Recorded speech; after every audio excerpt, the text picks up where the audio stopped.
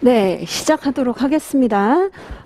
우리는 이제 경영조직론을 1순환으로 공부를 하는 것이고, 제가 한번 쭉 얼굴을 보니까 1기 때 이제 인사에서 많이 얼굴을 뵌 분들이 거의 비슷하네요. 거의 비슷합니다. 그래서 똑같이 인사랑 우리 커리큘럼은 비슷하긴 한데 강의 계획서 한번 보면서 어떤 부분이 좀 다르고 어떤 부분을 우리가 짚어봐야 되는지 알려드릴게요. 자, 그래서 강의 계획서에 자, 여기 0순환, 1순환, 2순환, 3순환에 대해서 설명을 하는 게 있습니다. 그래서 설명 같이 한번 보시면 3페이지에 있습니다. 3페이지에 있어요. 4페이지에 있습니다. 자, 4페이지 한번 보시면 우리가 합격을 하기 위해서는 4번 정도의 이제 사이클을 거치게 되는데 이 사이클 자체가 0순환은 이제 개념 위주고 1순환은 뼈대에 이제 내용, 디테일을 좀 더 붙이는 작업입니다. 그리고 2, 3순환 같은 경우에는 우리가 실전 모의고사를 한번 보는 거예요. 그래서 지금은 1순환이기 때문에 여러분들이 이제 살을 붙이는 작업이다. 이렇게 생각을 하시면 되고 대부분은 이제 연기를 듣고 오셨겠지만 많이 1기 때부터 이렇게 진입을 한 경우에는 약간 버거울 수도 있습니다. 그래서 그래도 연기 때 설명을 드린 것을 완전히 넘어가진 않지만 굉장히 가볍게 터치를 하고 스피디하게 넘어갈 겁니다. 그래서 그 부분을 좀 염두를 해 두시고 강의를 들으시면 좋고, 그리고 여기 이제 보시는 것과 같이 이번 해에는 시험 일정이 5월 달에 이제 1차 시험을 보고 9월 달에 2차 시험을 봐요. 그런데 우리가 9월 달에 2차 시험을 본 역사가 없습니다. 그러니까 그 얘기는 뭐냐면 지금 1차랑 2차가 굉장히 텀이 길어졌다는 거예요. 그래서 우선은 생동차나 아니면 헌동차인 경우에는 굉장히 이제 기회가 좋다. 물론 그렇다고 해서 무조건 다 합격하는 건 아니지만 아무튼 여러분들이 어차피 이제 노무사 자격증 한번 내가 관심을 가지고 방향성을 정했다면 열심히 몰두를 해 보시는 게 좋습니다. 그리고 공부하는 과정은 굉장히 좀 지루하고 너무 힘든 과정이긴 하지만 과정 안에서 조금씩 재미를 찾을 수 있는 게 경영조직이에요. 네, 그렇습니다. 여러분들 이제 표정 보니까 재미? 막 이렇게 생각할 수 있는데, 그래도 이제 사실 노동법이나 뭐 행정쟁송이나 인사 같은 경우에는 막 양이 버겁다. 물론 이제 이것도 양이 버겁긴 하지만 좀 어떤 특징이 있냐면 하나하나 주제별로 그래서 군대에서 선임이 그런 행동을 했었던 거구나. 그리고 내가 있었던 조직에서 그런 식으로 운영을 했었던 거구나. 이렇게 이해가 갈 수 있는 부분이 많습니다. 그래서 그렇게 이제 좀 이해를 하시면 되고, 자, 그 다음에 이제 여러분들 그 자료 중에 피카소 연작이라고 되어 있는 그 그림이 하나 들어 있을 겁니다. 이거 읽어보시면은 제가 이제 하나하나 설명드리진 않는데 제가 봤을 때는 수험이 이런 과정인 것 같아요. 그래서 처음에는 이제 황소에 대해서 처음부터 이제 그려보라 라고 하면은 제대로 못 그리죠. 그래서 우선은 관찰을 좀 하면서 대략적으로 저렇게 생겼구나. 그리고 그 다음에는 이제 디테일을 좀 챙겨 나가는 겁니다. 디테일을 챙겨 나가다가 결국은 뭐냐면 핵심, 정말 이제 여러 가지 중에서 핵심을 잘 추려가지고 제한된 시간 안에 내가 보는 황소의 모습은 이것이다. 이렇게 이제 표현을 해 주시면 되는데, 여러분들이 이제 아무래도 효율적으로 공부하려고 하다 보니까 이런 과정을 거치지 않고 맨 마지막부터 이제 공부를 하려고 하는 그런 경향성이 있습니다. 하지만 이걸 제대로 이렇게 거쳐야 점수가 제대로 나와요. 그래서 너무 효율성을 찾기보다는 우선은 이제 관찰을 제대로 하고 주요 특징을 여러 가지 이제 시행착오를 여러분들이 겪어야 됩니다. 이 시행착오는 직접 겪어야 이제 내재화가 되는 거예요. 그래서 연기 때 분명히 이제 수업을 들으면서 개념은 이거구나. 이 개념에서 내가 생각했을 때 주요한 키워드는 이것이다 라고 생각을 했는데 다시 한번 1기 수업을 들어보니까 그게 아닌 경우도 꽤 많아요. 그래서 그 부분을 다시 한번 보시면서 점검을 해보시고 이 표현이 더 좋다. 아니다. 다른 표현으로 교체해야 되겠다. 이런 것들을 1기 때 이제 정립을 하시면 되겠습니다. 그리고 나서 2, 3기 때는 아실 거예요. 우리가 안다고 다 쓸 수 있는 게 아닙니다. 그렇기 때문에 알고 있는 것 중에 핵심을 이제 찝어가지고 공부를 하는데 사람이 사람이 아무리 공부를 해봐야 누수가 돼요. 누수가 되기 때문에 100을 공부하면 70을 쓰게 돼 있습니다. 그래서 70만 공부하려고 생각을 하시면 안 되고 100 정도를 공부해서 내가 결국 현출하는 것은 70이다. 이렇게 생각을 하셔야 됩니다.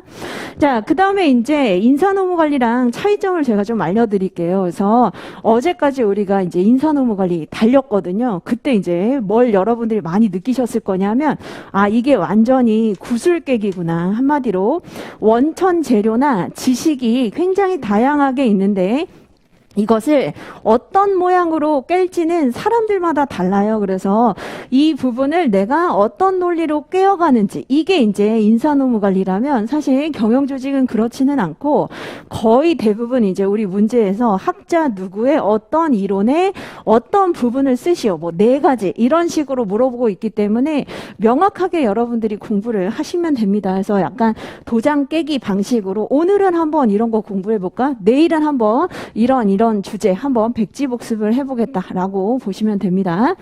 자, 그리고 이제 그 강의 계획서에 그 진도표가 나와 있어요. 그래서 진도표를 한번 쭉 말씀을 드리면 우리가 11회차입니다. 11회차. 자, 그런데 5회차랑 11회차 때는 중간고사, 기말고사 시험이 한 번 정도 있어요. 그래서 중간고사 시험은 25점 약술로 볼 것이고, 그 다음에 기말고사는 50점짜리 논술 문제로 한번 볼 겁니다. 그래서 그때그때 제가 범위는 알려드릴게요. 그리고 강의 시간은 2시에 이제 시작하되 똑같이 바로 오늘 제외하고 나머지 시간에는 쪽지 시험부터 이제 시작이 됩니다. 그래서 전 회차에 공부를 했었던 거 쪽지 시험을 한번 보고 리마인드 해보고 그 다음에 진도를 나갑니다. 그리고 이제 경영조직 개념 MP3 이거 알고 계실 거예요. 그래서 이것도 제가 마찬가지로 개념 MP3에 이제 개념도 있지만 주말반 같은 경우에는 지금 한 9회차 정도에 접어듭니다. 그래서 이미 중간고사를 봤거든요. 그래서 제가 주말 동안에 주말반이 봤었던 그 중간고사 문제 그리고 해설 이거 여기 똑같이 개념 MP3 요 사이트에 올려둘 테니까 한번 확인을 해보시면 좋겠습니다. 자, 그 다음에 마인드맵 같은 경우에는 여러분들이 모든 논리를 잊는다라고 생각을 하기보다는 이런 주제 이런 주제가 있었구나. 그리고 특히 이론이 붙은 거 또는 모델이라고 하는 게 붙은 거 이런 것들을 잘 유념해서 보시면 되겠습니다.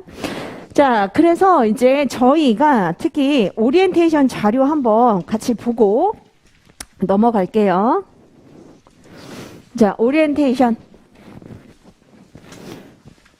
자, 오리엔테이션 다시 한번 우리 봅시다. 그래서 합격 기준은 자, 박사가 아닙니다. 그러니까 박사로서 새로운 모델을 창제해내는 걸 원하는 게 아니라 전문가로서의 충분한 이제 소양, 가능성이 보이는가 이것을 이제 보는 것이기 때문에 완벽을 추구하려고 하시면 안 돼요. 그러니까 완벽한 사람을 뽑는 게 아니라 어떤 주제에 대해서 이것을 개념을 설명할 수 있고 세부 내용 중에 이제 어느 정도 알고 있는가 이것을 이제 추천하는 겁니다. 그래서 좀 느낌으로 말씀을 드리면 하나를 완전히 빠삭하게 다 알고 있는 게 아니라 둔둔하게 다 알고 있는 거 이게 중요하다는 겁니다.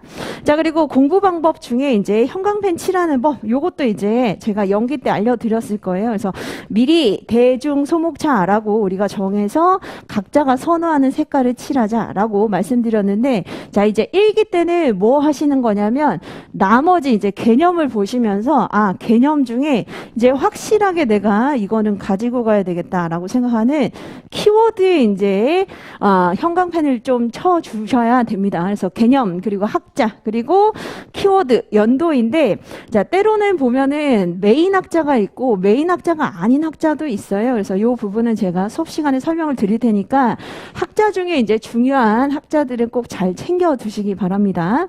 자, 그리고 질문 방법은 똑같아요. 그래서 메일도 되시고 그 다음에 여기 보시는 문자나 카톡도 있는데 제가 선호하는 것은 이제 카톡입니다. 그래서 카톡으로 보내주시는 게 훨씬 더 좋고 그리고 이제 여기 뒷페이지 한번 같이 보시면 선배가 알려주는 경영조직론 학습 노하우라고 하는 요 여러 가지 이제 합격 수기들이 있거든요. 그래서 이 수기들을 보시면서 마찬가지로 나랑 가장 비슷한 사람이다. 예를 들면 나는 동차다 또는 나는 유해다 또는 나는 헌동차다 라고 생각을 하시면 여기에서 이제 비슷한 사람을 여러분들이 한번 찾아보시고 여기에 따라서 여러분들이 나는 공부 방법을 이렇게 맞춰봐야 되겠다 라고 생각을 하시면 되겠습니다. 그래서 지금 수많은 이제 케이스들이 있어요. 케이스들이 있는데 다 따라하려고 하시면 안 되고 이 중에서 한 3명 정도 나한테 맞는 사람을 찾으셔가지고 책상에 이거 붙여 두시고 계속 이제 같이 보시면 좋겠습니다. 사실 이거 하나하나 여러분들이 다 찾아야 되는데 찾는 것도 사실 시간 낭비이기도 해요. 그래서 딱 나에게 맞는 사람 그리고 사실 경영조직은 다 똑같이 얘기하는 게 정직하게 공부를 하면 된다. 근데 그 부분에 있어서도 사실 디테일이 좀 더 중요한 것이죠. 그래서 1기 때는 제가 디테일을 좀 더 많이 챙겨드리되 이것과 관련해서 어떻게 문제가 이제 적용되거나 활용되거나 아니면 변형이 될 수 있는지 이렇게 제가 알려드리도록 하겠습니다. 자, 그래서 바로 이제 우리는 진도 나가도록 하겠습니다. 자, 그래서 책을 한번 펼쳐보세요. 책을 한번 펼쳐보시면, 자, 우리 책이 1편, 2편, 3편, 4편으로 구성이 되어 있습니다. 그래서 1편은 개괄이에요, 개괄. 그래서 조직 행동이 무엇이고, 이 안에서 우리가 꼭 알아야 되는 이제 그런 내용들이 있습니다. 자, 그래서 우선은 제가 이 부분을 좀 말씀을 드리고 갈게요. 자, 우리가 배우는 경영조직론이라고 하는 것은 정식 학문 명칭이 아닙니다. 이런 학문이 있진 않아요. 그래서 어떤 학문의 이제 그 총괄이라고 볼 수 있냐면 조직 행동론과 조직론의 이제 그 총괄적인 그 학문을 시험 과목에 맞게 이렇게 변형시킨 게 바로 경영조직론입니다. 그래서 대학교에서도 경영조직론이라고 하는 과목은 없어요. 그래서 대부분의 학부 수준에서 어떻게 공부를 하게 되냐면 미시조직론이라고 공부를 하게 되는 조직행동론과 거시조직론이라고 부르게 되는 이제 조직론, 조직구조론을 이제 주로 공부를 하게 됩니다. 자, 조직행동론은 조직 내 구성원들의 심리 상태라든지 아니면 태도나 동기부여 정도라든지 이런 행동을 연구하는 학문을 얘기를 합니다. 물론 여기에서는 개별 구성원 한 명만 우리가 연구하는 건 아니고, 자, 여기에서 많은 이제 구성원들이 집단이나 부서나 팀을 이루고 있겠죠. 그렇죠? 그래서 이 안에서 나타나게 되는 대립, 다툼, 갈등이라든지 그리고 리더십이라든지 이런 것들도 이제 포함해서 우리가 사람의 행동, 저변에 나타나는 모든 것들을 이제 학문적, 심리적으로 다루는 학문이다. 이렇게 보시면 되겠습니다. 자, 그런데 이제 조직론은 조직을 조망한다고 생각을 하시면 돼요. 조감하고 조망한다. 그래서 먼 발치에서 구조 설계라든지 변화라든지 아니면 기업 윤리라든지 풍토라든지 문화라든지 이런 것들을 거시적으로 보는 그런 학문을 얘기를 합니다. 그래서 이 두 가지를 이제 합해가지고 우리가 공부를 하게 되는데, 지금 1번에 나와 있는 미시조직론 같은 경우에는 주로 어디 나와 있냐면 2편과 3편에 나와 있어요. 그래서 2편의 개인 그리고 3편의 집단에 해당이 되는 게 여기에 해당이 되고, 자, 그 다음에 1편이랑 4편에 해당이 되는 게 바로 조직론, 조직구조론, 조직설계론에 해당이 된다라고 보시면 되겠습니다. 그래서 원래 경영조직론이라고 하는 것은 학문 명칭은 아니고 우리가 시험을 위해서 이렇게 부르는, 편의상 이제 부르는 명칭입니다. 그래서 요걸 딱 보시면 한마디로 지금 과목이 많다는 거구나. 그러니까 여러분들이 노동법 1, 노동법 2 이렇게 공부를 하듯이 마찬가지예요. 이게 어떻게 보면 노동법 1, 이게 노동법 2에 해당이 되는 부분입니다. 그래서 양은 많지만 그래도 우리가 잘 하나하나씩 짚어나가면 못할 것도 없습니다. 자, 그 다음에 이제 우리가 바로 진도 들어가기 전에 앞서서 변수라고 하는 거에 대해서 좀 공부를 해보도록 하죠. 자, 21페이지 먼저 설명을 좀 드리도록 하겠습니다. 모든 공부를 시작하기 전에 이 변수에 대한 이제 개념 정의가 필요합니다. 자, 변수라고 하는 것은 이제 측정할 수 있는 개념을 우리가 변수라고 얘기를 합니다. 왜냐하면 사회과학 연구에서는 워낙 추상적인 현상들이 많아요. 그렇죠? 추상적인 현상. 예를 들면 자, 직무만족이라고 하는 게 사실 머릿속에 떠올려 보면 아, 뭔가 행복하다는 느낌을 직무를 통해서 받는다는 거구나. 이렇게 생각을 하게 되는데 이것을 측정하기가 쉽지가 않습니다. 그러다 보니까 직무만족이라고 하는 것을 변수화해서 측정할 수 있게 만드는 게 바로 이 밑에 나와 있는 이제 독립변수로 만들 수도 있고 종속변수, 매개변수, 조절변수로 만들 수도 있다는 겁니다. 자, 그래서 추상적인 어떠한 현상이나 어떠한 주제를 측정할 수 있도록 우리가 할 수 있는데 자, 가장 대표적으로 독립변수, 종속변수가 있습니다. 자, 독립변수라고 하는 것은 원인변수라고 불리웁니다. 그래서 종속변수의 변화를 가져오는 원인이 된다는 거예요. 원인이 된다. 그래서 독립변수는 원인변수라고 얘기를 합니다. 그래서 설명을 해주기도 하고 예측을 해주기도 하는 그런 변수를 얘기를 해요. 제가 이따가 이제 한번 예시를 좀 들어보도록 하겠습니다.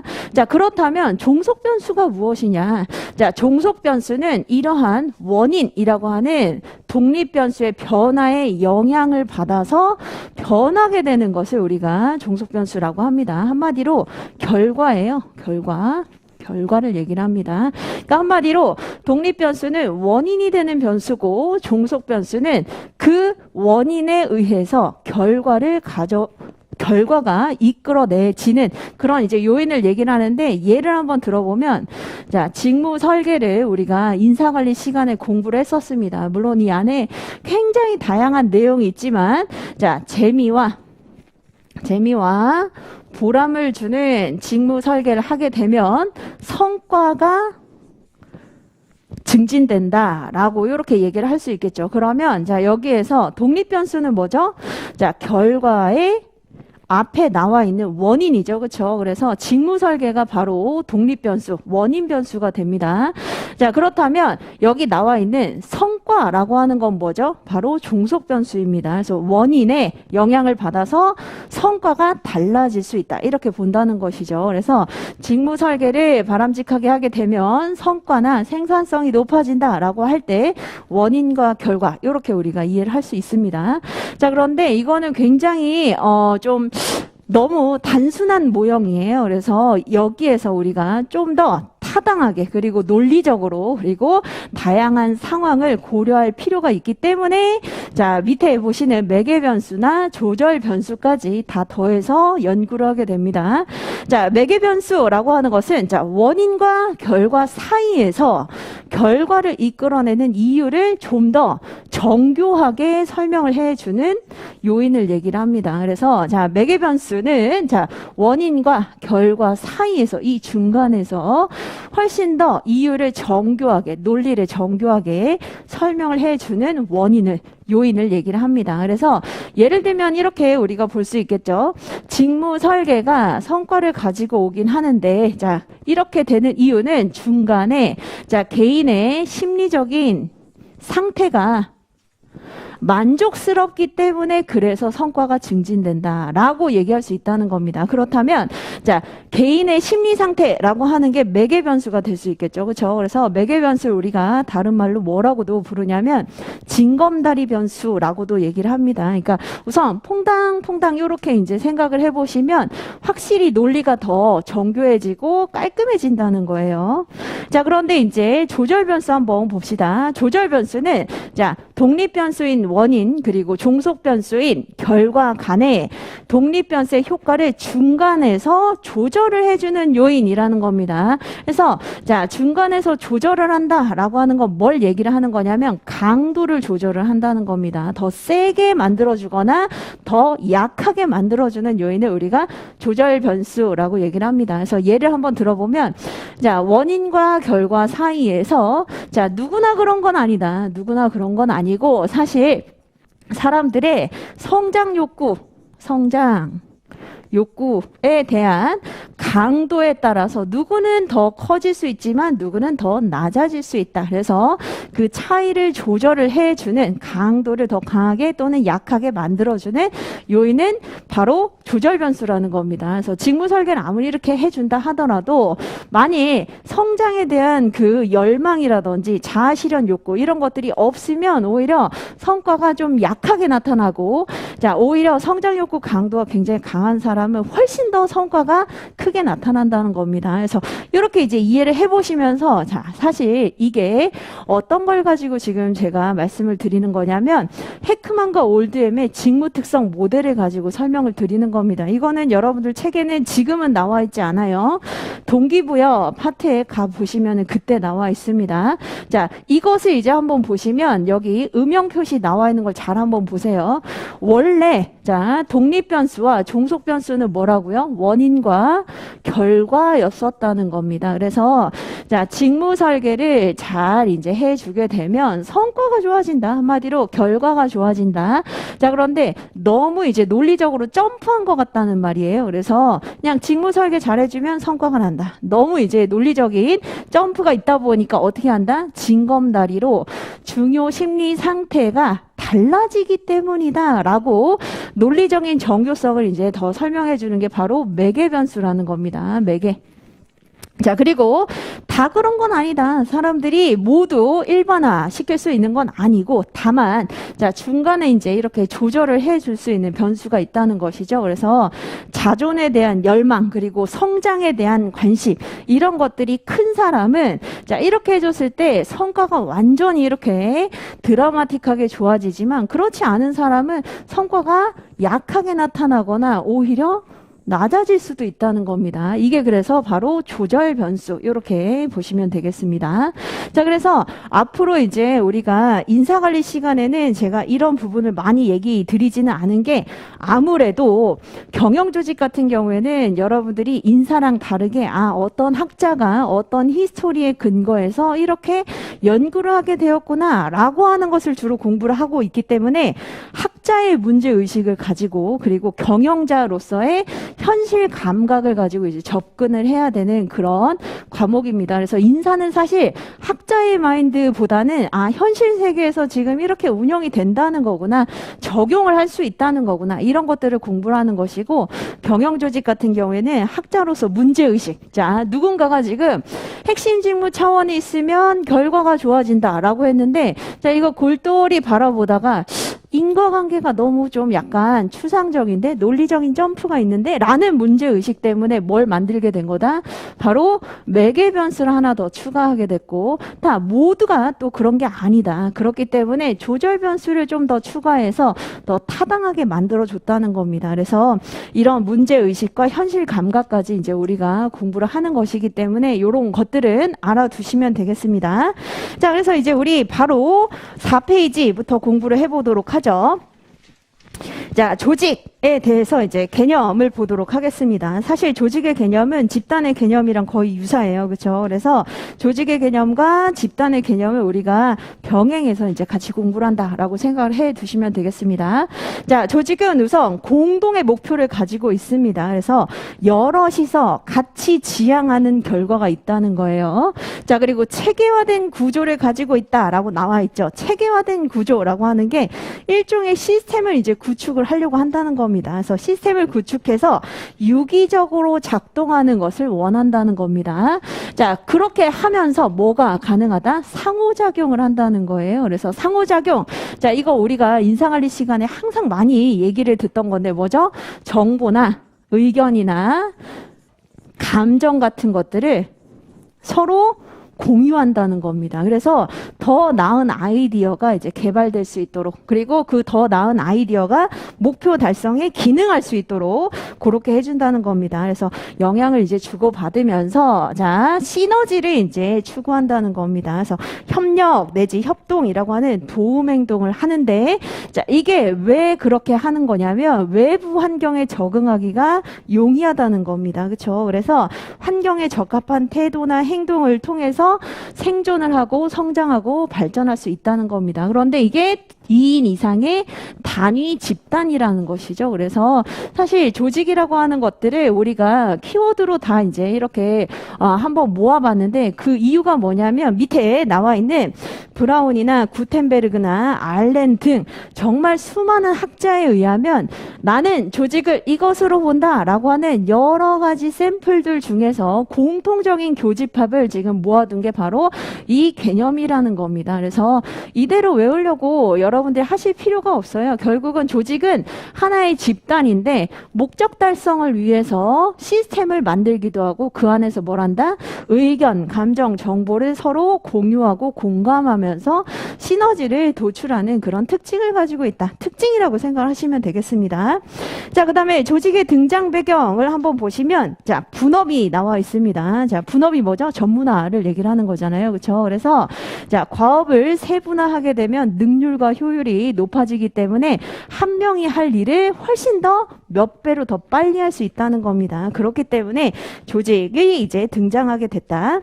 자, 그 다음에 거래 비용이 나와 있습니다. 사실 거래 비용은 여기서 여러분들이 공부를 하는 것보다는 조직 이론에서 우리가 바로 코지의 이제 거래 비용에 대한 개념 그리고 윌리엄슨의 시장 실패가 일어나게 되는 그 원리에 대해서 같이 공부를 하면서 그것으로 이제 가름을 하시면 됩니다. 그런데 이제 그 내용을 좀 알려드리면 거래 비용을 최소화한다라고 나와 있죠.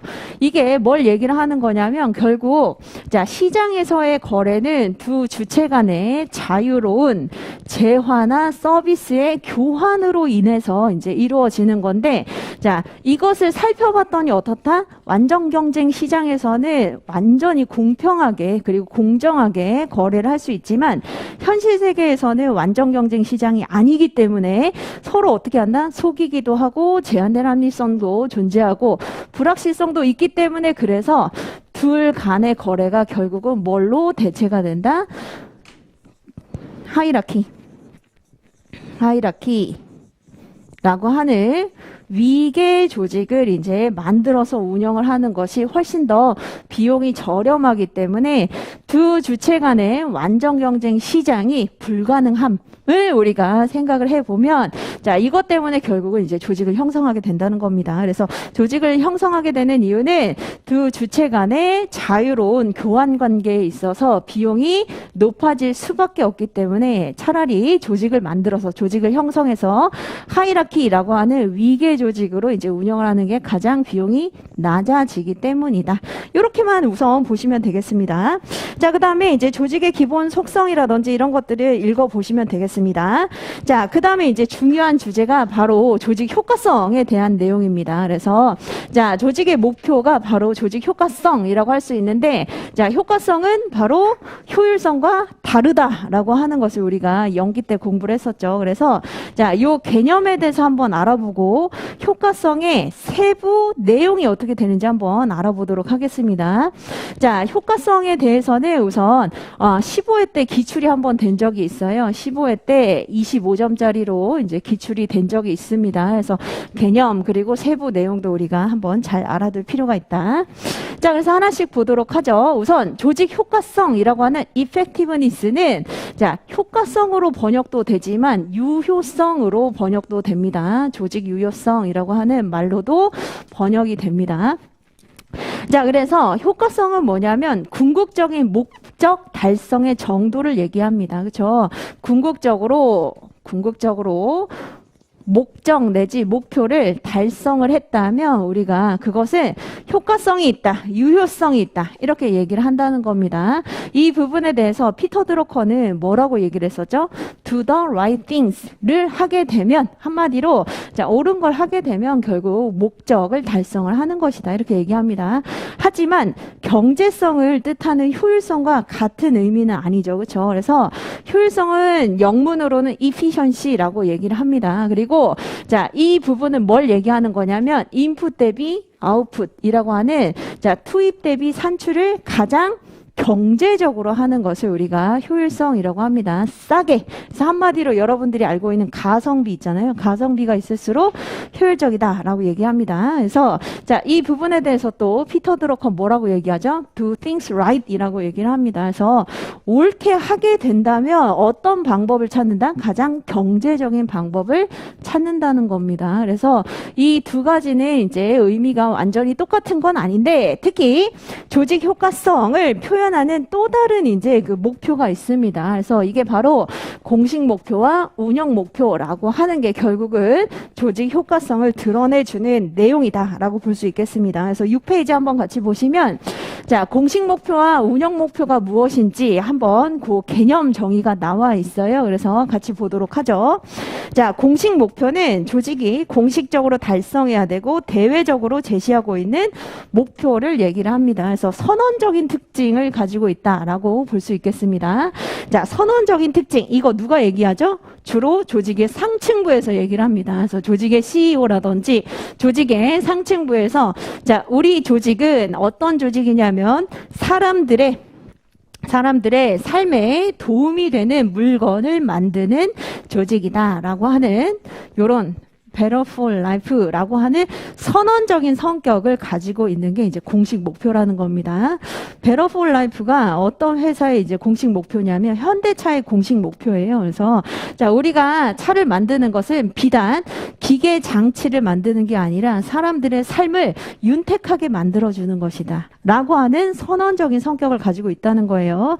좀 더 이제 추상성을 가지고 있죠. 그런데 자, 운영 목표를 한번 같이 봅시다. 운영 목표라고 하는 것은 조직의 실질적인 목표를 표현을 하는 것입니다.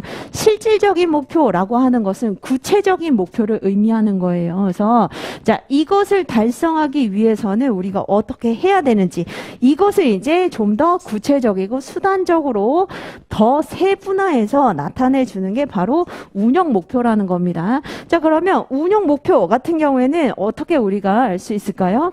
여러분들이 알고 있는 BSC 있잖아요. 그렇죠? 그래서 BSC에서 재무 지표는 어떠해야 되는지, 그리고 고객 만족도는 어때야 하는지, 그리고 내부 프로세스는 어떻게 지금 잘 운영이 되고 있는지, 그리고 학습이나 성장 관점에 있어서는 인적 자원에 지금 어느 정도로 투자를 하고 있는지를 구체적인 인디케이터라고 할 수 있는 지표를 통해서 이제 드러내주는 겁니다. 그래서 Better for Life라고 하는 공식 목표를 위해서 우리 기업에서는 인디케이터라고 하는 여러 가지 지표들을 활용을 해서 드러낼 수가 있다. 그래서 이것은 사실 최고관리층이라든지 조직의 상층부보다는 중간관리층이라든지 이제 하위층이 더 실무적으로 더 잘 알고 있겠죠. 그렇죠? 그래서 이런 인디케이터들을 표현을 할 수가 있다. 자, 이렇게 보시면 되겠습니다. 자, 그래서 여러분들이 어디를 같이 보시냐면 7페이지에 박스를 한번 보세요. 요거는 충분히 물어볼 수 있는 내용이기도 합니다. 굉장히 쉽지만 최근에 문제는 분설형으로 나오고 있기 때문에 자, 효과성에 대해서 설명을 해보고 효과성을 이제 드러내주는 내용으로서 공식 목표와 운영 목표에 대한 개념을 한번 설명을 해봐라. 이렇게 물어볼 수 있습니다. 자, 그래서 여기 나와 있는 박스 안에 이제 박스가 있죠. 그렇죠? 그래서 같이 한번 보시면 자, 효율성이라고 하는 것은 경제성을 의미하는 것이고 효과성이라고 하는 것은 목표 달성 정도를 의미하는 것이다. 이게 뭐죠? 개념입니다. 자, 그 다음에 밑에 일을 올바로 하는 것이냐 아니면 올바른 일을 수행하는 것이냐 이거 누가 얘기했다고요? 피터 드러커라고 하는 자, 경영혁신 기법으로서 MBO를 제시를 했었던 바로 그 학자가 이렇게 은유를 하기도 합니다. 자, 그 다음에 효율성의 목표는 뭐죠? 이윤 극대화입니다. 그런데 효과성은 최적화라는 거예요. 최적화다. 균형을 맞추는 것이라는 거죠. 자, 그 다음에 효율성은 단기 측정을 위주로 하게 됩니다. 최대한 이제 경제적으로 우리가 어떻게 인풋을 줄이고 아웃풋을 극대화할 수 있는지를 단기 측정을 하게 된다. 하지만 효과성은 대부분 이제 장기 측정을 하게 됩니다. 그래서 장기적으로 목적을 달성했는지를 보게 되는 것이다. 자, 그래서 이러한 내용을 기반으로 해서 밑에 그림 2번을 한번 보시면 자, 자원을 투입해서 산출하는 이 연결되는 게 뭐죠? 바로 효율성입니다. efficiency efficiency라고 볼 수 있죠. 그렇죠? 효율성으로 나와 있죠. 자, 그다음에 옆에 한번 보시면 산출한 것이 궁극적인 목표를 달성했는지로 연결이 되는 바로 그 박스가 바로 효과성이라는 겁니다. 그래서 이렇게 이제 비교를 해 볼 수가 있다. 자, 이렇게 이제 보시면 되고, 우리 시험 문제에서는 15회 때 이게 나온 건 아니고 조직 효과성의 이제 개념을 설명을 해주면서 어떻게 측정을 할 수 있는지 전통적인 측정 방법 3가지에 대해서 이렇게 물어봤다는 겁니다. 자, 그래서 한번 같이 보도록 하죠. 자, 여러분들의 좌표가 될 수 있는 게 그림 3번입니다. 3번을 제가 이렇게 띄워놨어요. 자, 그래서 우선은 목표 달성 접근법부터 우리가 먼저 볼 겁니다. 그 이유는 뭐죠? 자, 그 이유는 대부분의 사기업에서는 자, 목표 달성 접근법을 다른 접근법보다 더 우선적으로 조직 효과성에 대한 측정 방법으로 사용을 하고 있기 때문입니다. 그래서 대부분의 기업, 특히 사기업에서 주로 활용을 하고 있는 그런 방식이다.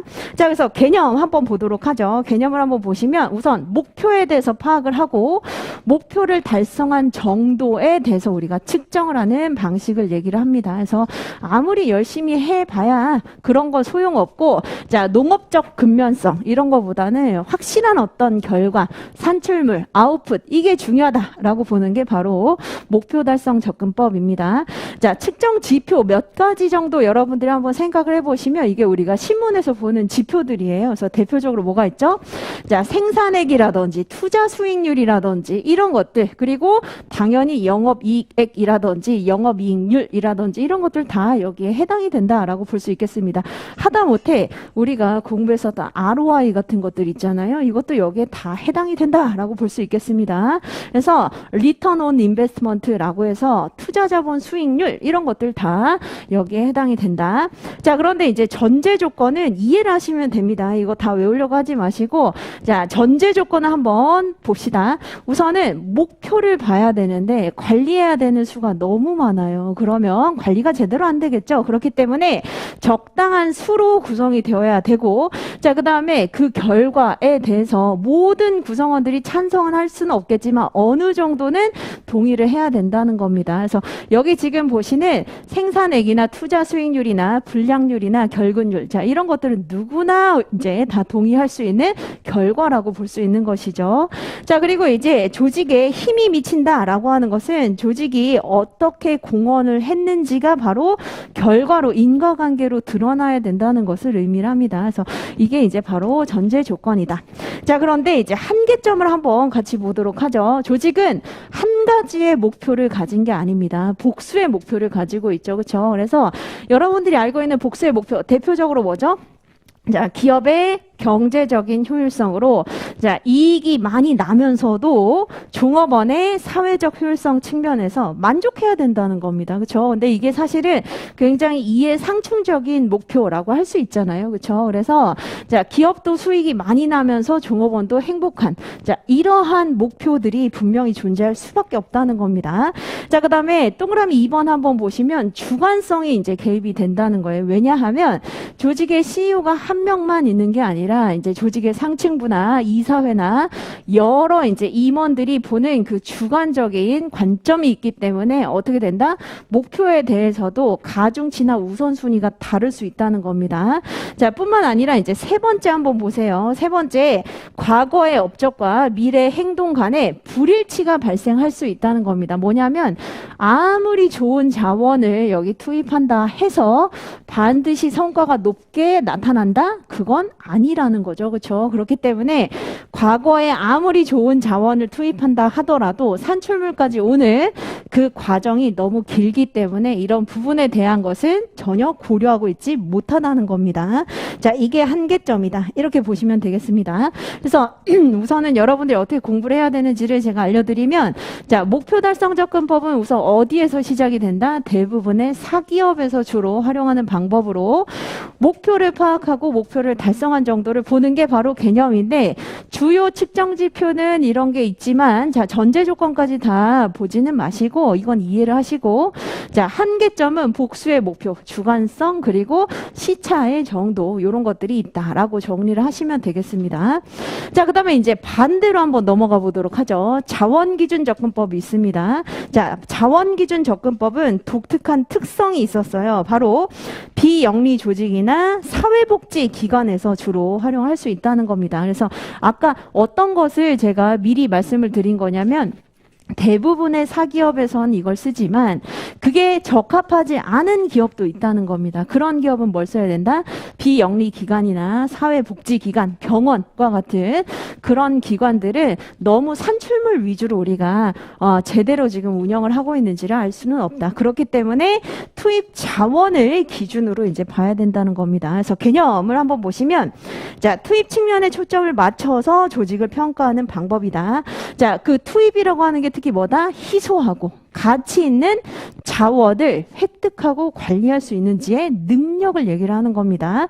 자, 그러면 이거 이제 한번 잘 보시면 이거 어디에선가 많이 봤었어요. 뭐죠? 바로 자원 의존 이론에서 얘기를 하고 있는 바와 똑같습니다. 자원 의존 이론에서 얘기를 하고 있는 맥락과 똑같다. 자, 자원 의존 이론의 페퍼와 셀란식은 뭐라고 얘기하냐면 우선 자, 조직이 생존을 하려면 서바이벌 하려면 의존성이 낮아야 된다. 의존도가 낮아야 된다는 겁니다. 어디에 대한 의존도? 외부 환경에 대한 의존도가 낮아야 된다. 그렇게 하려면 자율성과 독립성을 우리가 추구해야 되는데 그 방법이 바로 뭐다?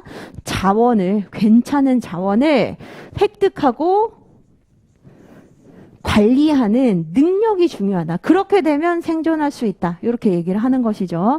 여기에서 이제 자원이 뭐죠? 당연히 인적 자원이 될 수 있는 겁니다. 그래서 우리가 인사관리 시간에 자, 사람을 어떻게 확보하고 유지하는가 이게 중요하다로 연결이 됐었었죠. 그래서 여기도 이제 마찬가지. 그러면 조직이 생존하기 위해서 어떻게 돼야 된다? 외부 환경의 의존도를 낮춰야 되고 낮추려면 능력 있는 무언가를 획득하고 잘 유지 보유할 수 있어야 된다는 겁니다. 자, 그게 바로 자원 기준 접근법이에요. 그래서 자, 여러분들이 책에 나와 있지는 않지만 제가 말씀드린 자원 의존 이론 있잖아요. 이것을 인용해서 개념으로 이제 설명을 해주셔도 되고 또는 차별화 포인트로 관련 이론이라고 해가지고 아예 목차를 하나 추가하셔가지고 자원 의존 이론에서 얘기하고 있는 의존성을 낮추는 게 결국 가치 있고 희소한 굉장히 이제 중요한 역량 있는 자원을 획득하고 관리하는 게 중요하다. 이렇게 볼 수도 있겠습니다. 자, 그래서 측정 지표는 이제 능력 있는, 역량 있는 자원이잖아요. 그렇죠? 그것을 우리가 뭘로 판별을 할 수 있냐면 자, 9페이지, 10페이지에 나와 있습니다. 여기 보시면 협상에 있어서 우위가 있다거나 그러니까 협상에 있어서 우위가 있는 이유는 뭐죠?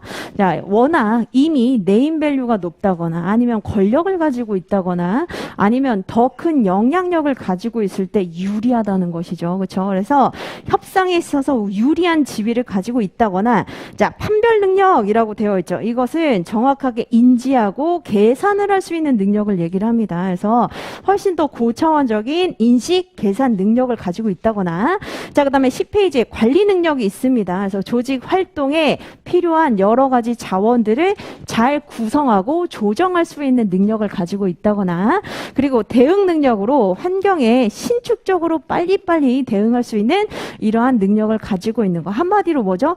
남들이 갖기 힘든 바로 그런 특징을 역량으로 가지고 있다면 그런 역량이 있는 자원을 획득하고 관리하는 게 중요하다는 겁니다. 그래서 다른 기업, 경쟁 기업이 가지고 있지 못한 역량이라고 보시면 되겠습니다. 측정 지표는 다른 기업, 경쟁 기업이 가지고 있지 못한 역량이라고 할 수 있다.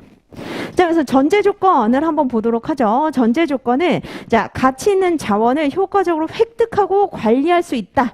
라고 하는 것을 이제 전제하고 있기 때문에 획득과 관리 능력이 있어야 된다는 것이고 자, 두 번째로 이제 시장이 변동성이 있어서 이게 지속 가능한 경쟁 우위가 없어서는 안 된다는 것이죠. 그렇죠? 그렇기 때문에 어느 정도는 안정성이 기반이 되어야 된다. 자, 하지만 이제 한계점을 보세요. 한계점 같은 경우에는 자, 아무리 좋은 자원을 가지고 있다 한들 이게 정말 산출물까지 연결이 되기에는 굉장히 먼 과정이라는 겁니다. 그렇죠? 그렇기 때문에 자, 자원이 좋다고 해서 반드시 산출물이 좋게 나오지 않을 수가 있다. 예를 한번 들어보면 특히 자, 여러분들이 이게 어디에서 쓰인다고요? 비영리 기관이나 아니면 사회적인 어떤 기관에서 많이 쓰게 되는데 주로 기부금을 한번 생각을 해보시면 됩니다. 자, 어떤 조직에서 장애인 재활센터가 있어요. 그래서 장애인 재활센터가 있는데 자, 이 장애인 재활센터를 사실 목표 달성 접근법으로 우리가 조직 효과성 평가를 할 수는 없다는 겁니다. 그래서 재활센터의 이익은 이렇게 됐다. 이렇게 할 수가 없기 때문에 자, 기부금 같은 것으로 이제 우리 기업이 평판이 굉장히 좋고 그리고 우리가 잘 운영된다고 이미 소문이 나 있기 때문에 기부금이 많이 들어왔다. 이런 것들 가지고 이제 많이 우리가 평가를 할 수 있다는 겁니다. 그래서 기부금이 많이 들어왔다 또는 자원봉사자가 신청을 많이 했다. 자, 이런 것들 가지고 이제 우리가 볼 수 있는데 문제는 뭐다? 기부금이 많이 들어오거나 아니면 역량 있는 자원봉사자가 많이 들어왔다 하더라도 어떻게 된다? 그렇다 하는 게 바로 산출물로 고스란히 이어지지 않을 수도 있다는 겁니다. 그렇죠? 그래서 산출물과 거리가 멀다. 자, 그다음에 이제 자원에 대한 가치 판단이라고 나와 있죠. 그렇죠? 그래서 자원 기준 접근법은 이제 전제 조건 자체가 시장이 굉장히 안정적인 것을 기반으로 하고 있기 때문에 자, 나중에는 이런 기부금을 쌀로 받는다 아니면 돈으로 받는다 이게 중요한 게 아니라 메타버스 시대가 오기 때문에 NFT와 같은 어떤 가상화폐나 코인으로 받는 게 더 중요할 수도 있다는 겁니다. 그래서 자, 지금 이제 시장을 기반으로 이제 우리가 판단할 수밖에 없다는 점이 한계점이다. 이렇게 보시면 되겠습니다. 자, 그다음에 이제 조직 내부의 역동적인 과정을 가지고 이제 평가를 해보는 내부 프로세스 접근법을 한번 보도록 하죠. 자, 내부 프로세스 접근법은 변환 단계의 유효성에 이제 초점을 두어서 조직이 잘 운영이 되고 있는가 이걸 본다는 겁니다. 이게 사실은 가장 인사관리랑 유사한 부분이에요. 그래서 인사관리를 우리가 사실 이렇게 할 수는 없거든요. 예를 들면 자, 지금 어떤 기업의 인사관리가 잘 되고 있는가를 매출액을 가지고 평가한다 또는 영업이익률을 가지고 평가한다. 애매하죠. 자, 근데 그렇다고 해서 자, 기부금을 가지고 평가한다. 그 다음에 역량 있는 인재가 얼마나 많이 들어왔는지를 가지고 평가한다. 물론 일부는 그렇게 할 수는 있습니다만 자, 여기 이제 한번 보시면 잘 운영이 되고 있는지를 가지고 보는 것도 의미가 있다는 겁니다. 그래서 측정 지표 보시면 우리가 인사관리에서 공부했었던 분위기가 좋은 거, 팀워크가 많이 이루어지는 거, 그리고 충성심이나 몰입도가 높은 거, 신뢰가 이루어져 있는 거 이런 것들이 이제 대표적인 그 지표라고 볼 수 있겠습니다. 그래서 그 기업은 지금 잘 운영이 되고 있어. 그 이유는 분위기 좋더라. 그리고 사람들이 퇴사 많이 안 하더라. 그리고 서로 협동하려고 하는 그런 정신이 많더라. 그리고 원활하게 지금 정보 교류가 이루어져 있더라라고 하면은 이제 제대로 운영이 되고 있다는 것이죠. 자, 그래서 전제 조건은 이제 어느 정도 읽어보시면 되고 한계점을 좀 보시면 됩니다.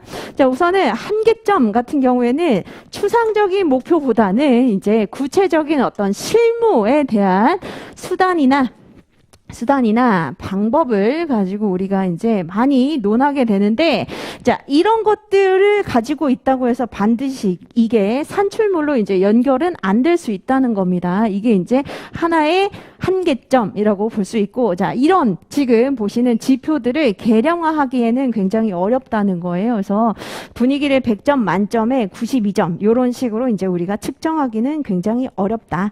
자, 이렇게 보시면 되겠습니다.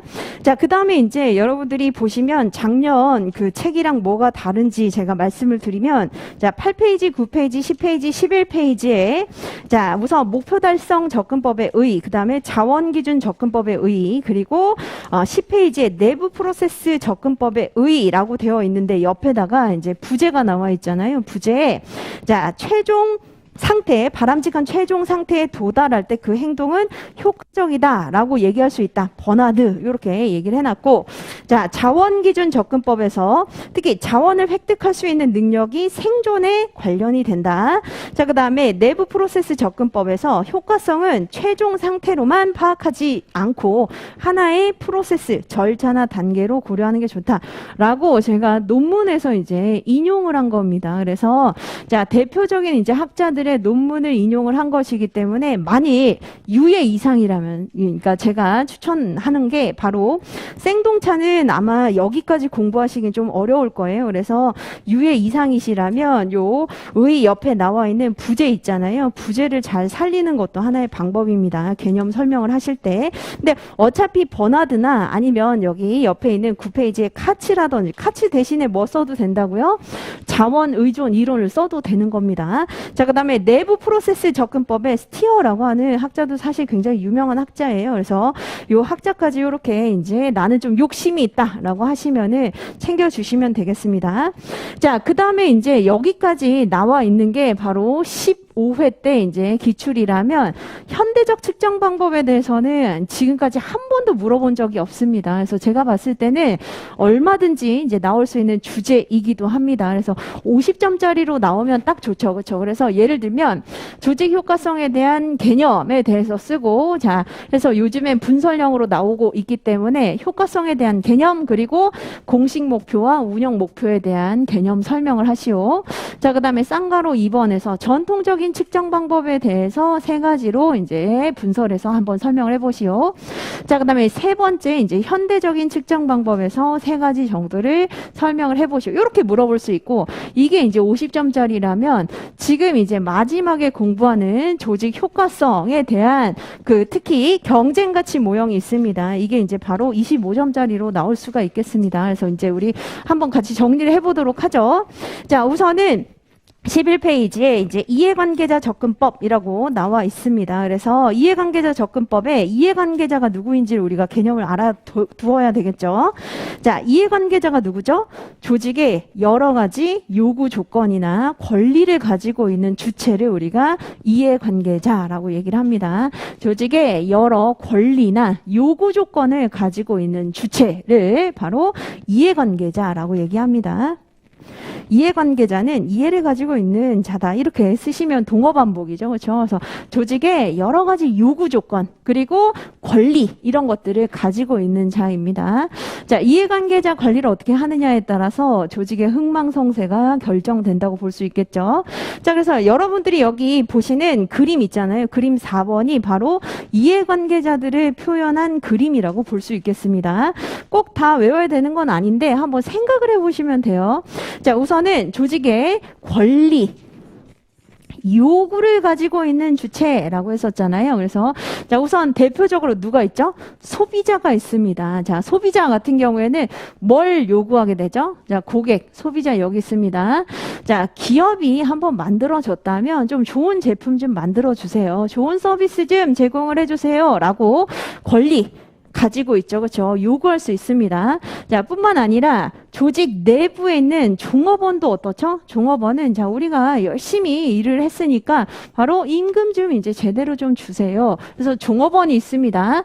자, 종업원이 모이게 되면 이제 누가 만들어지게 되죠? 여기 노조가 있습니다. 그렇죠? 그래서 자, 2인 이상이 근로조건의 유지 향상을 위해서 좀 더 이제 우리 생각을 해주세요. 더 힘써 주세요. 라고 할 수 있겠죠. 그래서 노조도 이해관계자 중에 하나입니다. 자, 뿐만 아니라 전통적인 이해관계자는 누구죠? 바로 주주입니다. 주식을 가지고 있는 바로 그 주체들이 이제 중요하기도 하고, 자, 그 다음에 정부는 뭐죠? 자, 우리가 법을 만들 테니까 그 법을 상회하도록 최저임금이나 아니면 근로시간 이런 것들 꼭 지켜주세요 라고 요구할 수 있습니다. 자, 뿐만 아니라 지역사회는 뭐죠? 자, 우리 지금 이 지역에 공장 이제 들어서게 됐는데 열심히 하셔가지고 지역 경제에 발전할 수 있도록 고용 창출 많이 해주세요 라고 요구할 수 있겠습니다. 자, 뿐만 아니라 채권자 누구죠? 은행입니다. 자, 돈 빌려 가셨으니까 자, 충분히 잘 쓰시고 제때제때 꼬박꼬박 갚아주세요라고 할 수 있겠죠. 그리고 공급자는 누구죠? 특히 부품 공급 업체를 생각을 해보시면 되겠습니다. 그래서 같이 사슬 간의 전 후방 관계에서 우리에게 부품을 공급해주는 사람, 자, 이 사람들을 열심히 이제 경영활동 하셔가지고 우리 공급 많이 납품을 해드릴 테니까 제때제때 임금도 다 주시고 계약금도 주시고 공정거래 합시다. 이렇게 요구를 할 수 있겠습니다. 그래서 여기 나와 있는 이제 많은 주체들이 결국 누구다? 이해관계자라는 겁니다. 자, 그래서 한번 같이 보죠. 11페이지에. 자, 의 두 번째 줄 한번 보시면 다양한 이해관계자들이 조직으로부터 무엇을 원하는지를 생각을 하고, 즉 권리사항이나 요구사항을 한번 생각을 해보고 이에 부응하기 위해서 조직활동이 여러 가지가 지금 통합적으로 잘 부응이 되고 균형을 이룰 때 뭘 할 수 있다? 목적을 달성할 수 있는 것이다. 그래서 이해관계자 접근법은 이들이 많은 요구, 많은 권리 이런 것들을 다 통합하고 균형을 맞추면서 목적을 달성하고 있는지를 측정하는 방법을 얘기를 합니다. 자, 그래서 요구사항은 다 다르다는 것이죠. 그러니까 여러분들이 요거는 생각을 해보시면 되는 겁니다. 그래서 이런 다양한 이해관계자들이 있구나. 자, 그런데 이제 문제는 뭐다?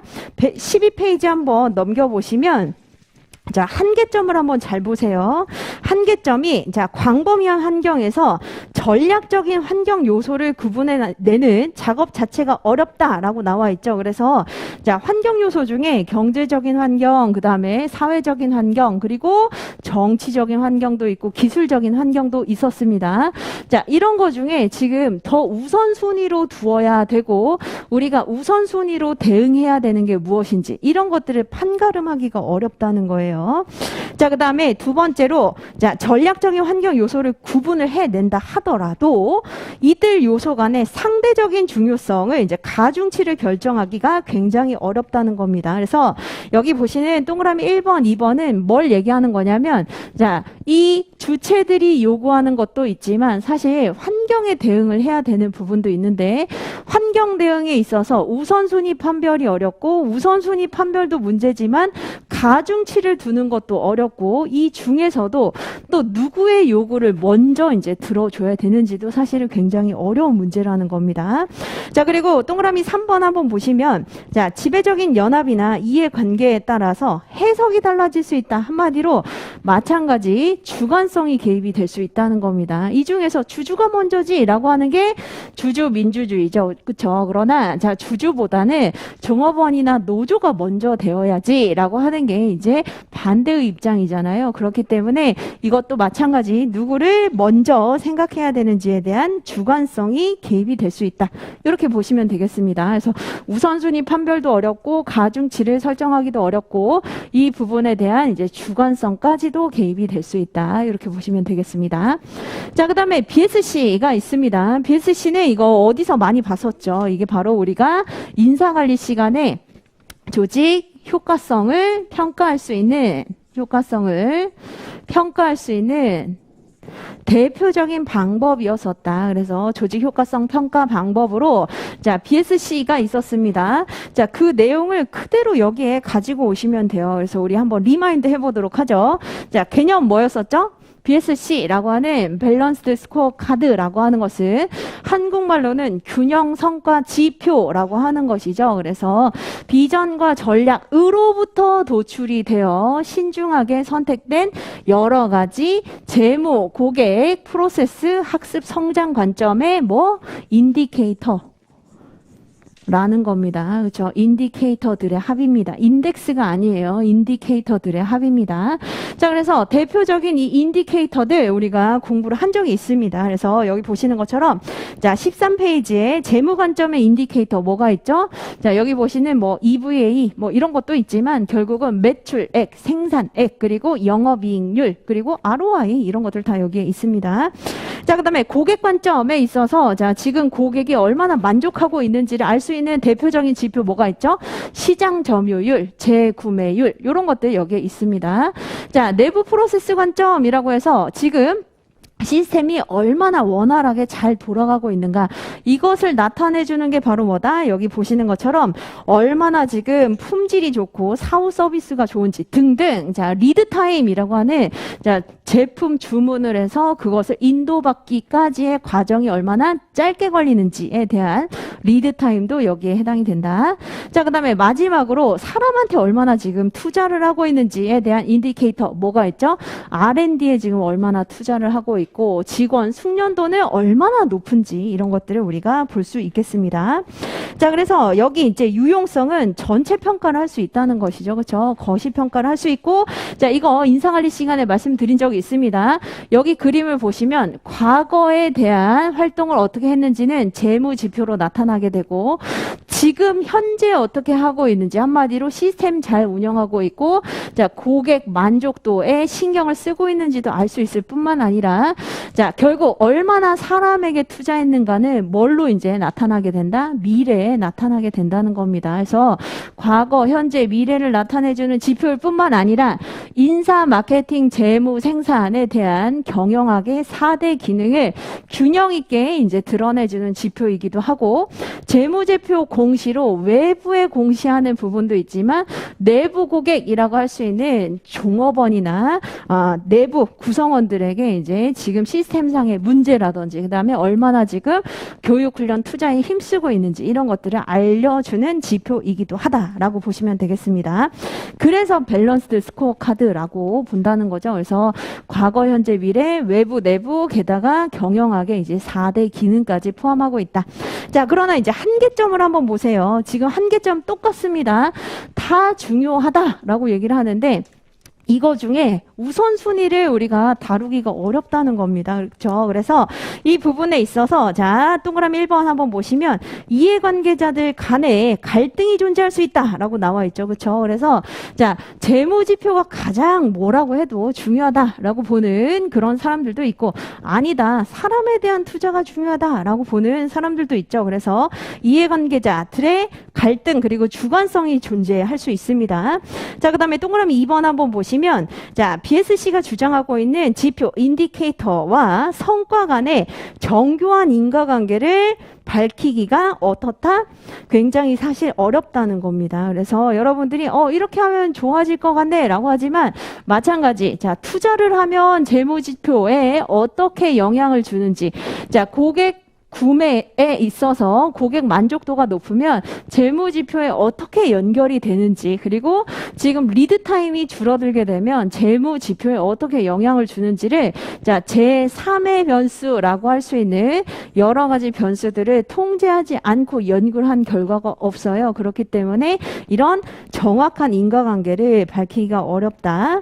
자, 그 다음에 이제 이거 많이 물어보는 부분입니다. 그래서 잘 보세요. 특히, 자, 동그라미 3번에 현실 세계에서는 KPI가 되게 좋게 쓰이는 게 아니라 어떻게 쓰인다? 이건 운영의 문제입니다.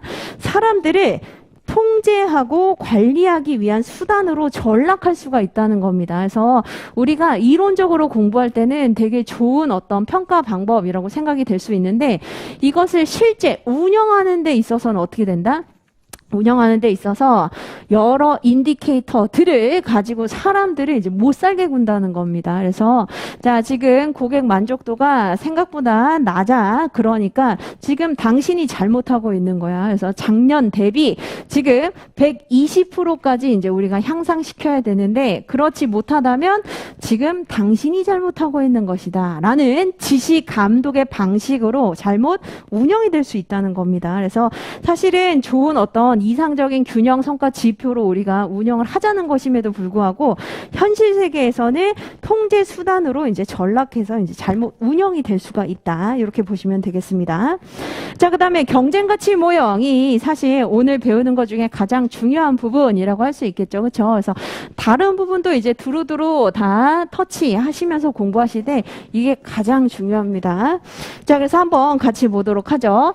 자, 경쟁 가치 모형이라고 하는 것은 우선 개념을 한번 잘 보세요. 자, 개념에서 우선 두 번째 줄 맨 마지막 조직의 효과성을 평가할 때는 조직의 다양한 관점이 필요한데 그게 왜 그러냐면 다양한 가치, 다양한 신념, 다양한 철학 이런 것들이 고려돼야 되기 때문입니다. 그런데 지금까지는 이라고 했을 때 그 지금은 언제를 얘기하는 거냐면 바로 전에 우리가 공부를 했었던 이해관계자 접근법이나 BSC를 얘기하는 게 아니라 전통적인 측정 방법을 얘기를 하는 겁니다. 그래서 과거의 평가 같은 경우에는 일반적인 그냥 사회 문화 차원에서 단면적인 지표로 우리가 산출물이냐 아니면 투입이냐 아니면 운영의 프로세스냐 이렇게 이제 연구를 했었다. 그래서 학자 중요합니다. 여기 네 번째 줄에 나와 있죠. 퀸과 로어바우라고 얘기를 할 수가 있겠죠. 퀸과 로어바우.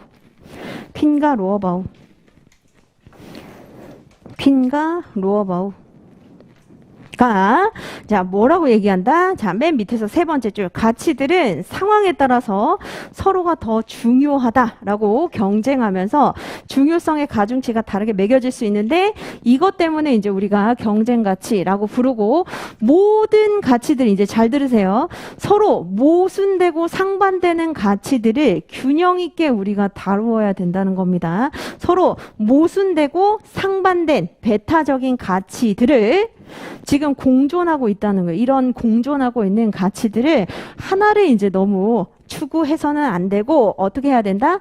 다면적으로 균형 있게 관리해야 된다는 것을 시사합니다. 그러니까 어떤 이제 조직이나 중요한 가치가 분명히 있을 수 있어요. 그렇다고 해서 다른 가치를 버려서는 안 되고 이런 모순된 가치들을 균형 있게 운영을 해야 된다는 것을 의미한다는 겁니다. 그래서 여기 이제 옆에 나와 있죠. 15페이지 한번 보시면 그림이 나와 있는데 이 그림에 대해서 이제 저한테 많이 물어보거든요. 이거를 어떻게 우리 답안지에 그릴 수 있을까에 대해서 이제 물어보기 때문에 제가 말씀을 드리면 이런 방식으로 그려주시면 됩니다. 즉 이 그림이 결국은 이거를 얘기를 하는 거예요. 그래서 우리가 연기 때는 뭘 공부를 했었냐면 우선은 가치에 대한 설명 그리고 그 모형에 대한 설명만 공부를 했었고 일기 때는 이제 수단, 목적에 대해서 같이 공부를 해볼 텐데 이제 하나씩 좀 보도록 하죠. 우선은 가치에 대해서 먼저 우리가 설명을 한번 해봅시다. 여기 Y축에 유연성과 통제라고 하는 게 있어요. 그렇죠? 유연성과 통제라고 하는 게 있습니다. 유연성이라고 하는 것은 뭘 의미하는 거냐면 상황 대처를 신축적이고 탄력적으로 해야 된다는 것을 의미를 합니다. 유연성이 있다라고 하는 것은 상황 대처를 상황에 대한 대응을 신축적이고 탄력적으로 해야 된다는 거예요.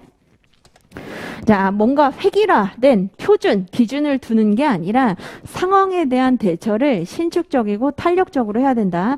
그 얘기는 뭐냐면 다양성을 중요한 가치라고 생각을 하면서 그렇게 보면 이제 차별화 이런 것도 이제 중요한 가치라는 거예요. 무조건 이제 표준화된 어떤 FM 이런 것들이 존재하는 게 아니라 바로 다양성, 차별화, 이런 것들에 이제 기초를 두고 있다는 겁니다. 그래서 다양한 방식, 신축적인 방식 이런 것들 충분히 다 우리가 고려해야 된다. 그렇다면 통제는 뭘 의미를 하는 거냐면 통합을 시키는 걸 얘기를 합니다. 그래서 반대로 이제 표준화 시키면서 똑같이 동질적으로 만들어주는 표준화를 시키면서 통합을 시키는 게 중요한 가치라는 거예요. 통합을 시키는 게 중요한 가치다. 그래서 완전히 지금 조금 이 가치관이 다르죠. 그렇죠? 그래서 다양성과 차별화를 중시하느냐 아니면 표준과 통합을 중시하느냐 이것을 이제 그 색깔이 다른 바로 그 가치라고 할 수 있겠습니다. 그다음에 내부 통합과 외부 지향이라고 하는 거 한번 보도록 하죠. 내부 통합이라고 하는 것은 조직의 유지를 위해서 조직이 잘 존속할 수 있도록 질서 안정을 추구하는 것을 의미를 합니다. 조직이 잘 유지가 되기 위해서 질서 안녕을 추구하는 것을 의미한다. 그렇다면 외부 지향이라고 하는 것은 환경에 대해서 잘 적응을 하는 것을 의미를 합니다. 환경에 대해서 잘 적응을 하는 것을 의미하는 것으로 적응을 잘 시키려면 어떻게 해야 되죠? 경쟁을 해야 됩니다. 그리고 상호 관계에 대한 이제 관계 관리를 좀 잘 해야 되는 거예요. 그래서 경쟁도 잘 하면서 관계 관리가 필요하다는 것이죠. 자, 그런데 이제 이게 굉장히 추상적인 그 명칭들이기 때문에 잘 안 와닿을 수 있어요. 그래서 제가 뭐라고 말씀드렸죠? 연기 때. 자, 여러분들이 이제 기업을 운영하는 그 관리자의 입장이다라고 생각을 해보시고, 자, 기업마다 지금 어떤 상황에 처해 있느냐에 따라서 지금 당장 중요한 가치가 있긴 하지만 그렇다고 해서 다른 가치를 굉장히 낮게 보면 안 된다. 그래서 여기 이제 한번 보세요. 여러분들이 노무법인에 이제 사무소를 하나 차렸습니다. 정말 사무소는 한 명이 운영을 할 수 있어요. 그래서 자, 한 명이 운영한다. 또는 정말 노무법인에 한 두세 명 정도 되는 이제 벤처 창업의 요 단계라고 생각을 해봅시다. 자, 이때는 뭐가 지금 가장 중요하다? 다른 것을 이제 버릴 수는 없어요. 무조건 버리는 건 아니지만 이때 중요한 것은 시장에서 생존하는 게 중요합니다. 1년 동안 이제 생존하는 게 중요하다. 생존하는 게 중요하다. 자, 그렇다면 이제 한번 보세요. 자, 유연성이라고 하는 건 뭐라고요? 다양성과 차별화를 추구하면서 자, 외부 지향을 지금 중시한다는 거잖아요. 그렇기 때문에 자, 외부 지향으로 어떻게 해야 된다? 다양한 소비자들에 대한 적응이 필요하다는 겁니다. 적응이 필요하다. 자, 그래서 이것을 우리가 개방체계 모형이라고 얘기를 합니다. 개방체계 모형. 자, 개방체계 모형은 혁신이 중요해요. 그렇죠? 그래서 이때는 이제 기존에 있었던 법인들과 다르게 자, 어떤 것들을 추구해 준다? 차별적인 서비스, 차별적인 제품 이런 것들을 계속 만들어내 주면서 여기에서 이제 생존을 도모해야 된다는 겁니다. 자, 이때 중요한 것은 물론 이 두 가지지만 그렇다고 해서 나머지 가치들이 중요하지 않다라는 건 아닙니다. 그래도 어느 정도는 내재하고 있어야 된다는 거예요. 그래서 가중치나 비중이 더 유연성이나 외부 지향에 쏠려 있다는 겁니다. 그런데 이제 기업은 어떤 특징을 가지고 있냐면 확장성이 있어요. 확장성이 있습니다. 그래서 자, 기업을 이제 설립을 하게 되면 같은 모습으로 계속 정태적으로 남아있는 게 아니라 이제 점점 어떻게 된다? 더 커지게 된다는 겁니다. 그래서 인간관계 모형은 중견기업이라고 생각을 해보시면 돼요. 중견기업이다. 뭐 100명까지는 아니지만 그래도 한 30명, 50명 이렇게 되는 기업이다라고 생각을 해보시면 되겠습니다. 자, 그러면 여기에서 이제 중요한 게 뭐냐면 바로 공동체 정신이 필요합니다. 그렇죠? 그래서 우리가 완전한 대기업은 아니지만 대기업으로 성장하기 위해서는 필요한 게 바로 뭐다? 지금 이제 우리끼리 으쌰으쌰 하는 집단 공동체 정신을 함양하는 게 중요하다는 거예요. 자, 그래서 이제 중요한 그 가치가 바로 뭐다? 외부에는 탄력적으로 대응을 하면서도 자, 내부 통합이라고 하는 유지가 중요하다는 겁니다. 지금 결집시켜가지고 우리끼리 으쌰으쌰 한번 해봐야 된다. 집단 공동체 모형에서 특히 응집력을 이제 굉장히 중시하는 것을 의미합니다. 그래서 가족 같은 이제 공동체 정신 이런 것들이 필요하다는 것이죠. 자, 마찬가지 이때 가장 중요한 건 이 두 가지 가치지만 그렇다고 해서 다른 가치를 완전히 도외시하면 안 됩니다. 내재하고 있다가 자, 그 다음에 이제 훨씬 더 커졌어요. 그래서 여러분들이 알고 있는 공공기관이나 군대라고 생각을 해보세요. 이게 이제 바로 대규모 조직입니다. 대규모 조직. 자, 대규모 조직이 가지고 있는 게 바로 이제 내부 프로세스 모형이라고 할 수 있는데, 자, 공공기관이나 이제 대규모 조직은 뭐죠? 많은 인력들을 효율적으로 관리하는 게 필요해요. 그렇기 때문에 특별한 어떤 차별성 그리고 다양성 이런 것들 다 이제 존중을 해주기보다는 획일화 시켜가지고 통제하는 게 중요합니다. 자, 그러다 보니까 뭐다?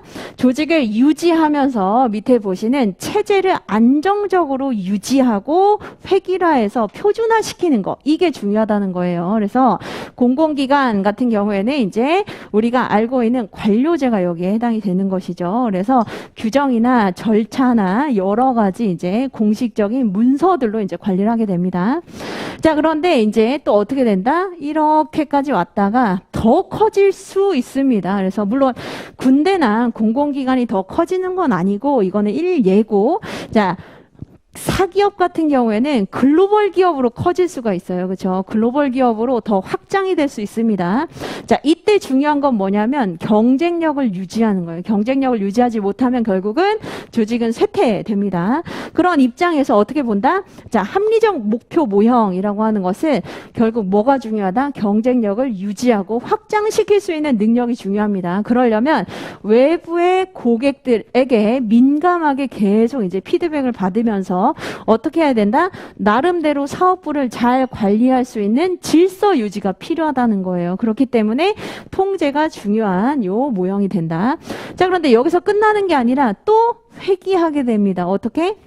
우리가 나중에 공부를 한번 하게 되는데, 자, 큰 기업은 결국 너무 방만하게 운영이 되기 때문에 회생 절차를 거치게 되는데, 그게 바로 벤처 기업으로 다시 이제 사내 벤처나 분사처럼 작은 기업으로 다시 분할해서 운영을 하게 된다. 그래서 계속 돌고 돌게 되는 요런 이제 모형이라고 보시면 되겠습니다.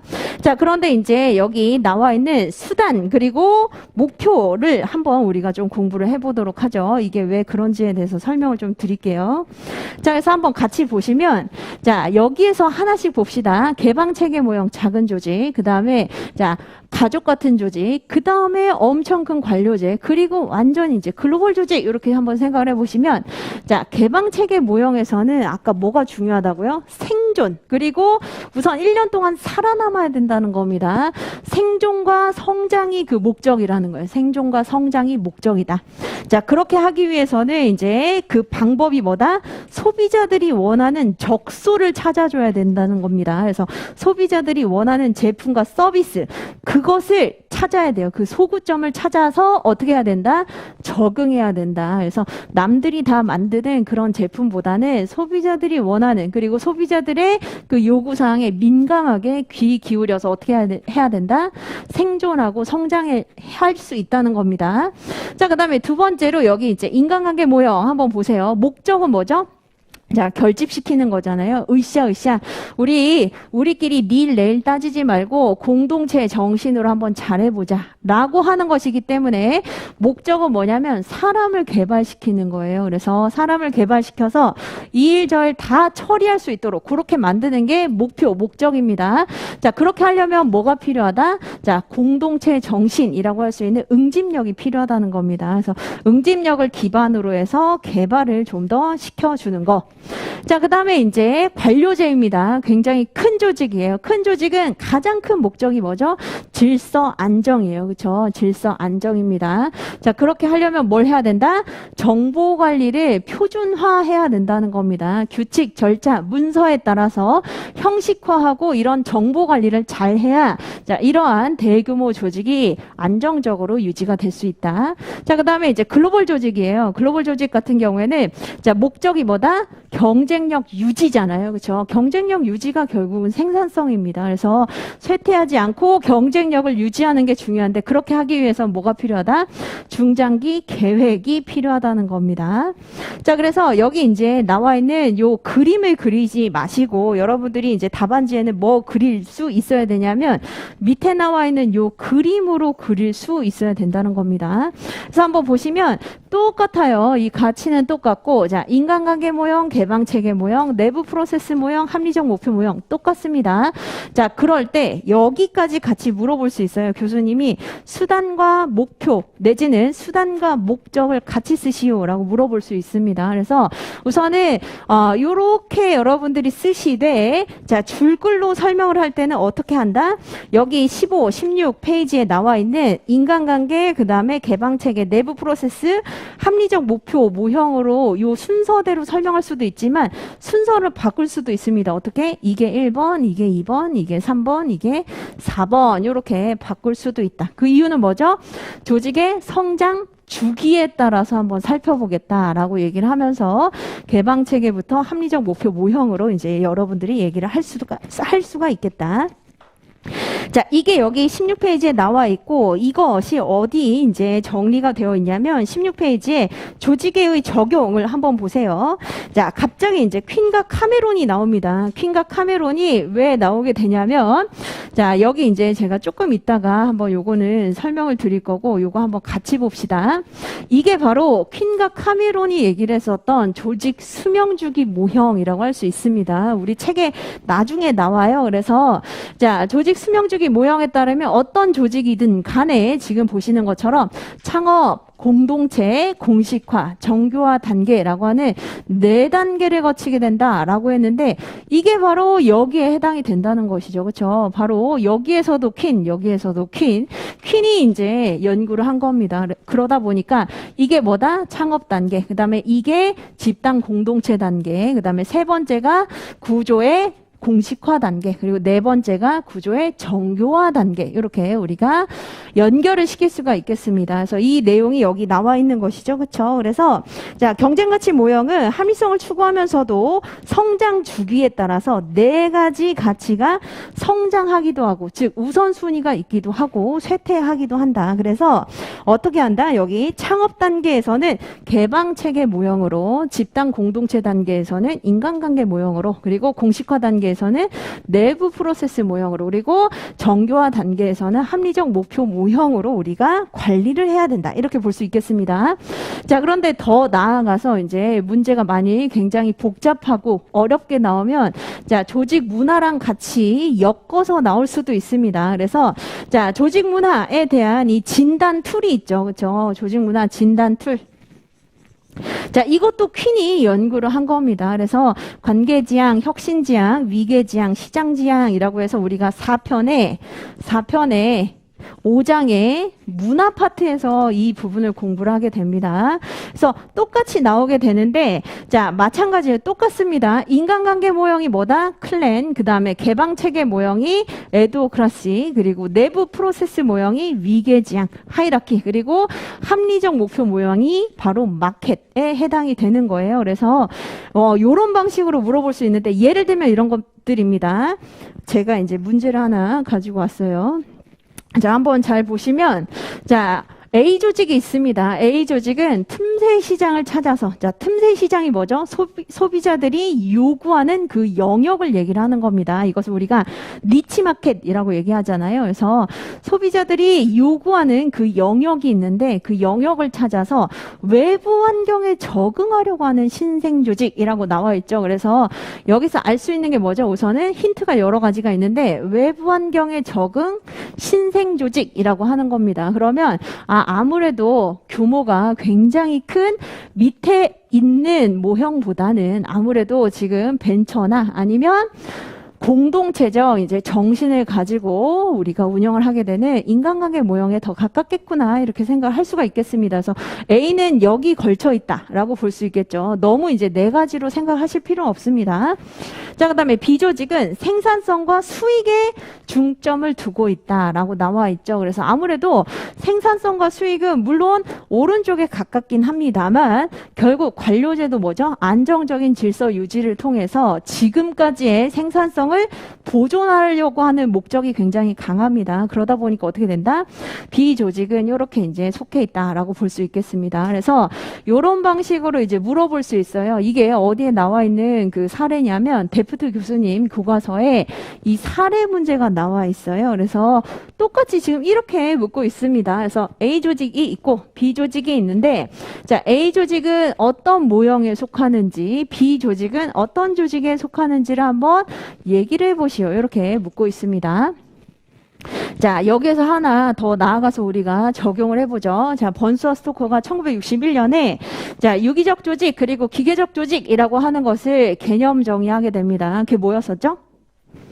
자, 유기적 조직은 동태적인 환경에 적합한 조직을, 그리고 기계적 조직은 안정적인 환경에 적합한 조직을 의미합니다. 그렇다면 자, 번서 스토커가 얘기했었던 바로 그 주장의 기본으로 해서 한번 우리가 보도록 하죠. A 조직은 기계적 조직인가요? 유기적 조직인가요? 유기적 조직에 가깝죠. 그렇죠? 유기적 조직으로 동태적인 환경에 이제 적합하면서 그때 어떻게 한다? 신축적으로 대응을 한다는 겁니다. 그렇죠? 그래서 환경 변화에 따라서 그때 신축적으로 대응을 하는 유연성이 굉장히 중시되는 조직이다. 자, 그런데 B 조직 같은 경우에는 자, 번스와 스토커가 얘기했었던 기계적 조직에 가깝다. 그 이유는 안정적인 환경이기도 하고, 물론 여기 합리적 목표 모형은 완전히 안정적이다라고 할 수는 없지만 상대적인 비교를 한번 해보시면 신생기업이나 아니면 지금 얼마 안 된 있는 중견 기업보다는 안정적이죠. 그렇죠? 그렇기 때문에 기계적 조직 구조에 가까운데 환경 측면에서는 안정적이고 훨씬 더 규정이나 절차에 의해서 잘 운영이 된다라고 볼 수 있겠습니다. 자, 그래서 문제가 굉장히 사실 이게 여러 가지로 낼 수 있겠다라는 생각이 드는 게 여기까지 이제 보고 우리가 15분 쉬도록 하죠.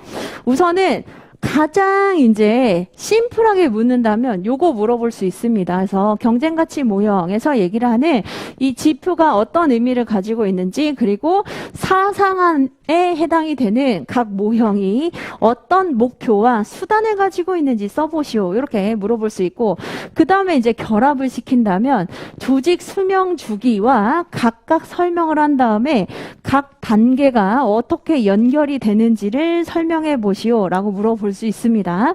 자, 그런데 여기보다 이제 더 나아가서 굉장히 어려운 문제를 낸다면, 자, 이게 조직 문화 진단 툴이라고 했었잖아요. 조직 문화 진단 툴. 자, 지금 조직 문화를 한번 설문지를 통해서 우리가 한번 측정을 해보았다. 측정을 해봤는데, 자, 요런 방식으로 나타났다는 겁니다. 그래서 여기에 이제 가깝게, 자, 요렇게 측정이 되었다라고 했을 때 하나에만 딱 걸치진 않을 거예요. 그래서 이쪽 부분에 굉장히 많이 지금 걸쳐 있다라고 했다면 지금 이 조직은 어디에 해당이 되고 어떤 특징을 가지고 있는지를 한번 서술해 보시오. 문화를 통해서 지금 어떤 단계에 해당이 되는지를 한번 설명해 보시오. 이렇게 물어볼 수 있다는 거예요. 그래서 물론 이 범위는 굉장히 이제 모호하게 묻기보다는 확실하게 물을 겁니다. 그래서 지금 가장 많이 걸쳐 있는 게 뭐죠? 바로 혁신지향, 한마디로 개방체계 모형이에요. 그러면 자, 다른 어떤 조건도 어느 정도는 보유하고 있지만 어떤 특성이 강하다? 지금 혁신과 창의성 그리고 차별화에 가까운 벤처 조직의 모습을 가지고 있다. 한마디로 창업 단계의 모습이 가장 지금 강렬하게 나타난다는 겁니다. 그래서 조직 문화를 한번 진단을 해봤을 때 지금 여기에 가장 많이 걸쳐 있다면 창업 단계의 모습, 그리고 그 다음에 이제 나머지에 이제 이런 부분적인 모습을 가지고 있다. 이렇게 보시면 되겠습니다. 그래서 지금 보시는 요 세 가지는 결국 우리가 엔드 스테이트로 엮어서 이제 한번 생각을 해봐야 돼요. 그래서 당연히 단문으로 물어볼 수 있지만 50점짜리로 진짜 1, 2, 3 이렇게 해가지고 같이 물어볼 수도 있겠다. 이렇게 보시면 되겠습니다. 자, 그래서 우리는 15분 쉬고 이제 나머지 부분 보도록 하겠습니다.